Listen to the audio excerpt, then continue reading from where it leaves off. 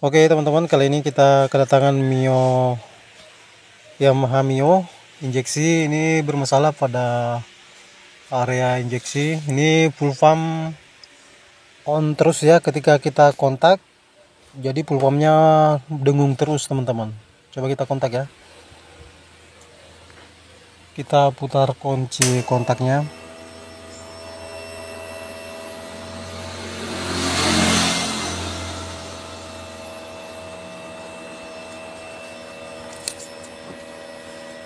Nah, ini posisi seperti ini otomatis bahan bakar akan mengalir terus teman-teman, akan memompa terus ke injektor. Jadi buat teman-teman yang ingin tahu penyebab atau di mana letak permasalahannya, silahkan disimak terus video kita teman-teman. Kita akan bahas bersama di mana letak masalahnya.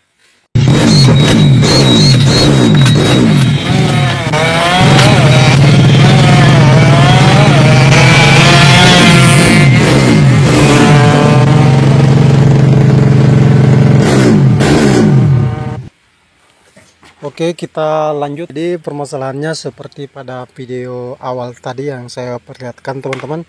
Jadi motor ini ketika kita nyalakan kontaknya, full pumpnya atau pompa bensinnya itu dengung terus atau dia mengalirkan terus bahan bakar teman-teman.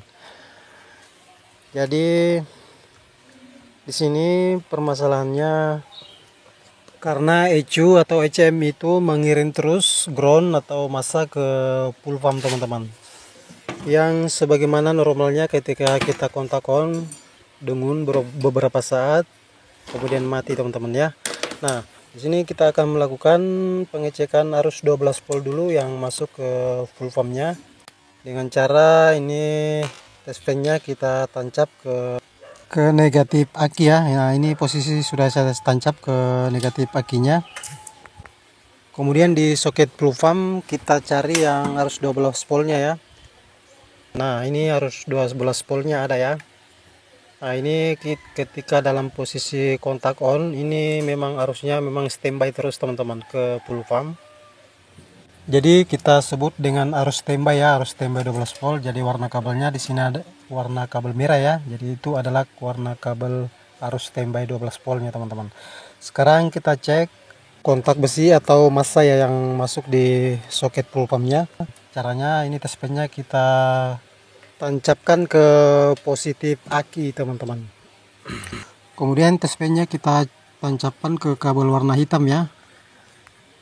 Nah, di sini teman-teman lihat ini arus negatifnya ini standby terus teman-teman, atau dia teralir terus dengan kontak besi atau ground ya. Seharusnya ini dalam keadaan kita kontak on ini mati teman-teman. Nanti ketika mesin kita nyalakan baru teraliri arus negatif atau ground atau massa melalui sensor CKP kemudian masuk ke ECM melanjutkan groundnya atau memberi ground masuk ke full pump teman-teman melalui kabel warna hitam ini teman-teman ya.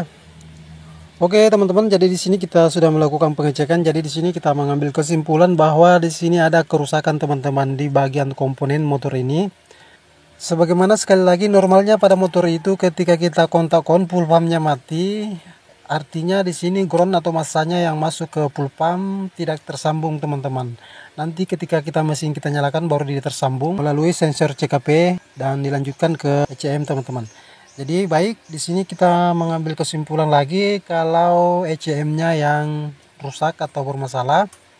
Jadi di sini kita harus melakukan penggantian ECU atau ECM teman-teman. Tapi sebelum kita melakukan penggantian, kita cek dulu apa yang menyebabkan ECU atau ECM ini yang rusak teman-teman ya. Jadi faktornya selain dari usia pemakaian, kadang juga terjadi karena pernah terjadi korsleting. Karena kebanyakan arus yang masuk di ECM ini hanya kabel ground teman-teman atau kontak besi yang masuk di sini ya, yang terkonek. Jadi disitulah biasa terjadi kerusakan ketika salah satu dari ground yang masuk ke ECM ini teraliri dengan arus positif teman-teman atau pernah terjadi korsleting. Dan untuk di motor ini saya temukan penyakit yang berhubungan dengan ECM ini teman-teman, sehingga mengalami kerusakan. Nah, untuk di motor ini saya lihat ini, saya sudah cek ya. Di sini dia menggunakan regulator KW atau Cipros KW teman-teman. Jadi regulator KW ini tidak bisa menyaring sempurna arus yang dari spool atau stator ya. Sebagaimana arus stator itu tidak menentu sesuai dengan putaran mesin sehingga menyebabkan arus tidak stabil. Nah, di sini yang menyaring atau mengestabilkan arus itu dengan alat ini teman-teman ya, dengan Cipros ini dia yang menstabilkan arus, kemudian masuk ke bagian kelistrikan pada motor ini, contohnya yang masuk ke bagian ECM teman-teman. Jadi ketika regulator ini jebol atau rusak, maka akan merusak beberapa komponen di bagian kelistrikan pada motor ini. Ini salah satunya ECM-nya atau ECU-nya jebol teman-teman. Karena menurut perkiraan saya regulator pada motor ini bermasalah. Jadi arus yang dikeluarkan dari Cipros ini sangat berlebihan sampai membuat sistem lampu dan ECU pada motor ini mengalami kerusakan karena ini yang bermasalah teman-teman. Jadi sekali lagi sebelum mengganti ECU atau CM, usahakan dulu cari penyebabnya kenapa bisa rusak. Karena yang saya bilang tadi ECM atau ECU itu jarang rusak teman-teman.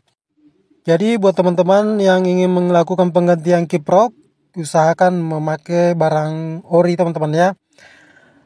Jadi di motor ini kita akan ganti regulatornya atau kiproknya sama ECU-nya teman-teman. Kita akan menggunakan dengan barang ori. Tapi sebelum kita melakukan penggantian, di sini kita juga melakukan pengecekan pada kabel atau jalur-jalur kelistrikan pada motor ini. Semuanya kita cek dan setelah kita pastikan semua aman, baru kita pasang ECM-nya teman-teman yang baru dan regulatornya. Oke teman-teman, jadi untuk motor ini kita akan belanjakan dulu spare partnya. Oke teman-teman, ini sudah kita belanjakan. Ini langsung saja kita pasang ECU-nya yang baru ya. Langsung saja kita colok. Nah, sebelum kita coba nyalakan, kita coba buktikan, kita tes jalur ground yang masuk ke soket full pump apa sudah terputus atau tidak, dengan cara kita tancapkan tespen ini ke positif dari aki. Kemudian kita cek arus positifnya yang masuk ke full pump apakah sudah mati. Setelah kita kontak, oke kita kontak ya. Nah ini menyala. Nah ini sudah mati teman-teman, berarti arus sudah terputus, dan kita coba langsung nyalakan. Nah ini alhamdulillah teman-teman sudah bisa menyala atau hidup kembali motornya. Oke baik teman-teman, sekian dulu video kita kali ini, semoga ada manfaatnya. Saya akhiri dengan ucapan assalamualaikum warahmatullahi wabarakatuh.